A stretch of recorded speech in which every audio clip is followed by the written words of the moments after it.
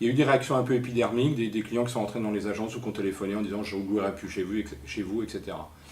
Pourquoi? Parce qu'ils n'ont pas compris. Ils n'ont pas compris, ils ont répondu à l'accroche, les pauvres sont dégueulasses, ils polluent, ils sont arrêtés là, ils n'ont pas lu ce qu'il y avait derrière. Bien souvent, c'était je ne louerai plus chez vous, ils raccrochaient, quoi. C'était une.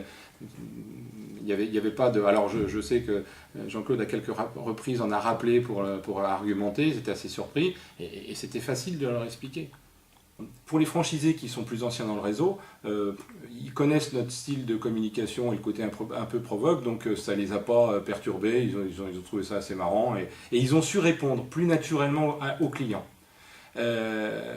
Par contre, les nouveaux, je me souviens, il y a un franchisé qui m'appelle, il a été contacté par ses amis qui savaient qu'il avait monté une boutique UCAR et qui lui dit mais où c'est que tu es parti, dans quoi tu t'es mis, qu'est-ce que c'est ce truc-là? Donc forcément, il a su expliquer et puis argumenter en expliquant pourquoi et désamorcer un peu ces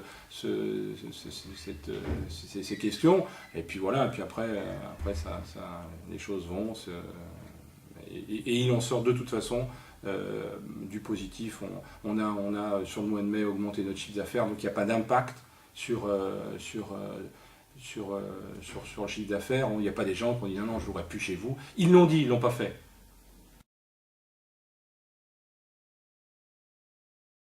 Oui, parce que quand on leur dit, quand éventuellement ils disent non, c'est pas les pauvres qui dégueulassent, c'est les riches qui ont des gros 4x4, et qu'on leur explique de toute façon que dire que c'est les gros 4x4 qui polluent, ça a aucun, enfin tout le monde le sait, ça n'avait aucun sens de dire ça. Donc bien sûr qu'ils l'ont compris. Je crois que de toute façon, en termes de consommation automobile, et on le voit à chaque fois qu'on ouvre des agences un peu partout, y compris dans des villes où on peut dire que la location de longue durée, c'est avant tout une offre parisienne. C'est pas vrai. Quand on ouvre dans des villes en province, et ben on a des gens qui peuvent être âgés, qui ont 60 ans, et qui arrivent, on vient d'ouvrir la boutique, ils viennent et ils disent tiens, je sais que vous faites la location de longue durée, et moi je voudrais avoir une proposition de longue durée.